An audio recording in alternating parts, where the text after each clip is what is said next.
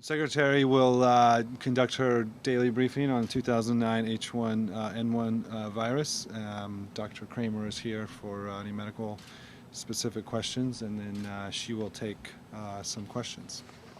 Okay. Thank you, Sean. Good afternoon. Let me begin by saying that this is the last day we plan to hold a daily briefing on the H1N1 flu situation. We will have briefings on an as-needed basis as new details warrant. So today I want to talk about where we are and then where we are going. The CDC has confirmed 642 cases of H1N1 flu in 41 states. Additionally, CDC has begun reporting probable cases as well, which now stand at 845 in 42 states. Sadly, we also learned of the second death in the United States from H1N1 flu.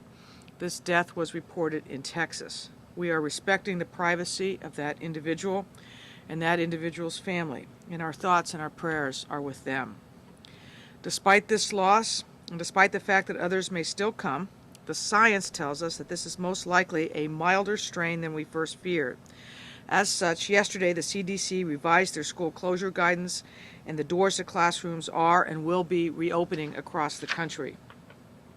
But as I said yesterday, now is not the time to declare victory. We continue to have cases. We continue to vigilantly monitor the situation. And even if the encouraging signs we are now seeing hold firm, we know that this virus could come back stronger in the fall. So, where are we going? In the coming weeks and months ahead, we will be involved in an ongoing series of actions to ensure individuals, families, government, private sector entities are well prepared for what may come next. First is to work in a collective manner with the public health community and our international partners, closely monitoring the H1N1 flu to determine if it becomes more contagious and more severe than this initial outbreak. The Southern Hemisphere is entering its flu season now. We will pay close attention to the virus there. Next, the CDC has already taken the first step on the vaccine by isolating the H1N1 strain. Once a reference strain has been developed, which CDC is now working on, they can at that time share it with pharmaceutical companies to produce an initial vaccine to test. As we are monitoring the progress of the vaccine, we'll also be taking a number of concurrent steps to enhance the nation's readiness for a potentially severe pandemic. Right now, we don't know if this will be the case, but we have an obligation to err on the side of safety.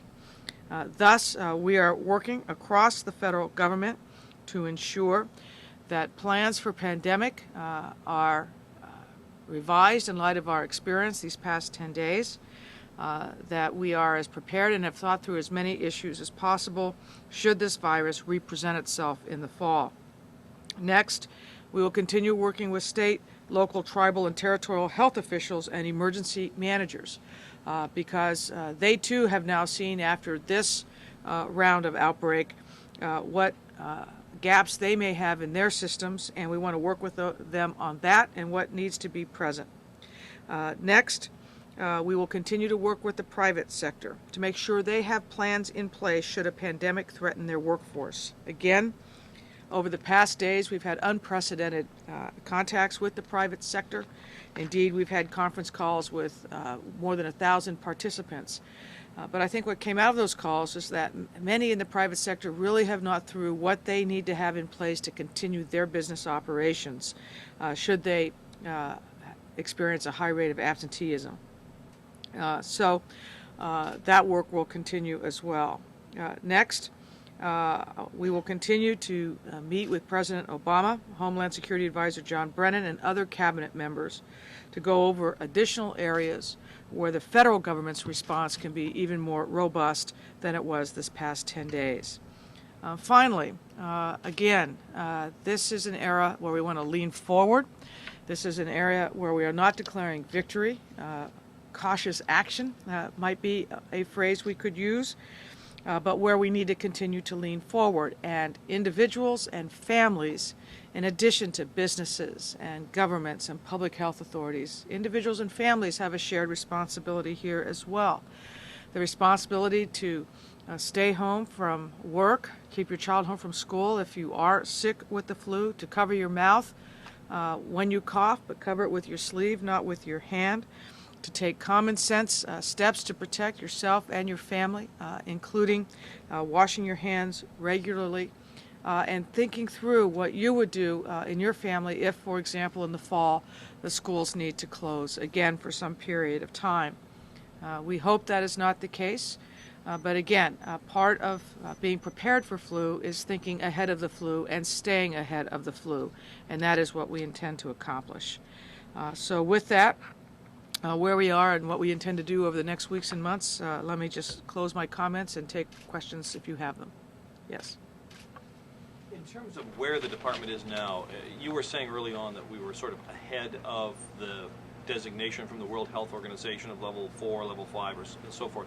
In the next several days and weeks, will we be going back down to a different sort of sense of preparedness, and what might that involve, or will we just sort of stay where we are now until the fall comes? I think we will stay where we are in the sense of preparedness and add to it. Really begin thinking about what happens if the flu that comes back next season, the H1N1, when it comes back, if and when it comes back, but I think we anticipate that it will come back.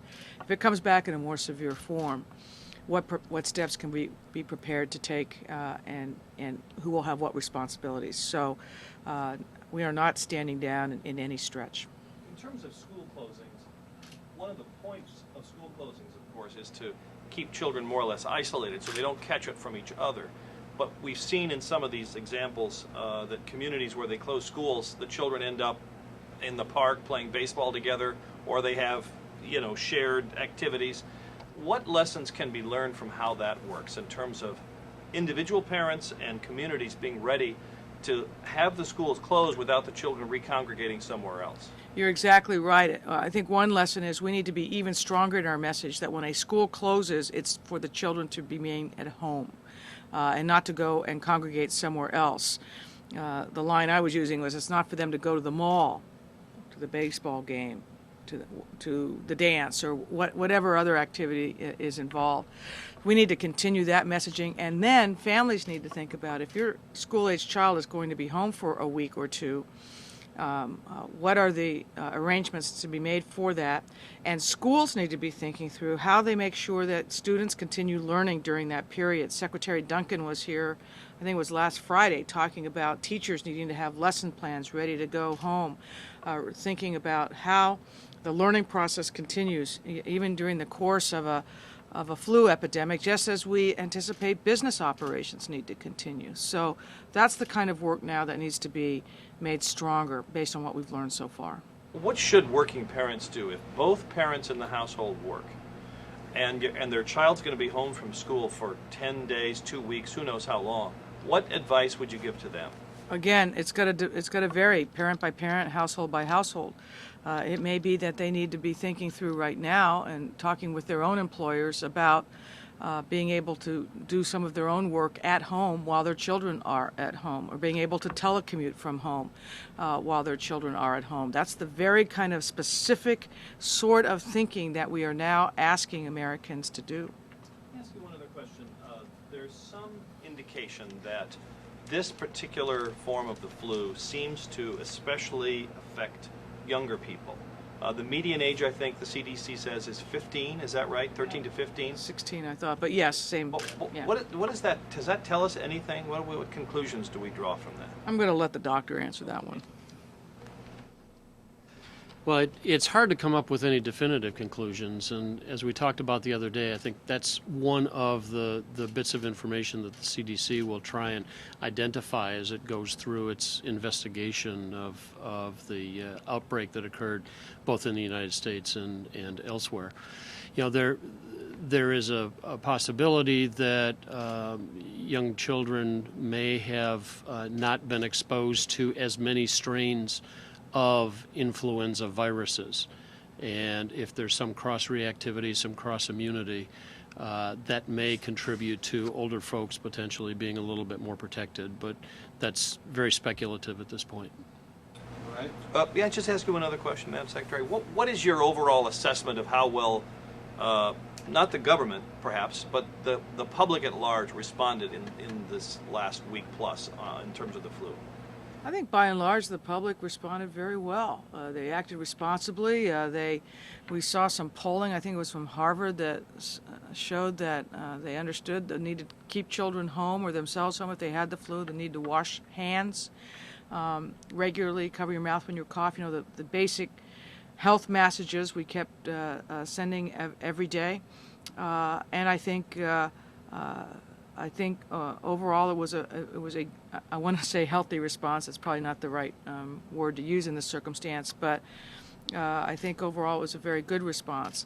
That being said, I think now people can begin to appreciate when we say plan for the future, what specifically that means. And it kind of goes back to your earlier question, what should parents do? Well, think about if your kids are going to be home in the fall, if this outbreak were to come back, if it were going to require more school closures, how would you manage that? But is there a sense here that the nation has sort of dodged a bullet, and if so, any sense of why?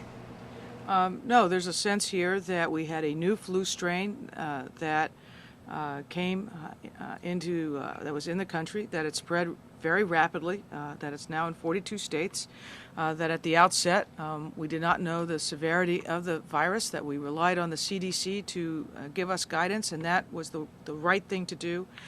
We leaned forward. We stayed ahead of the process. Now we're going to continue to lean forward and plan in the hope that we don't see the flu come back, this strain of the flu come back in the fall, but that it very well could. Thanks very much. Thanks much.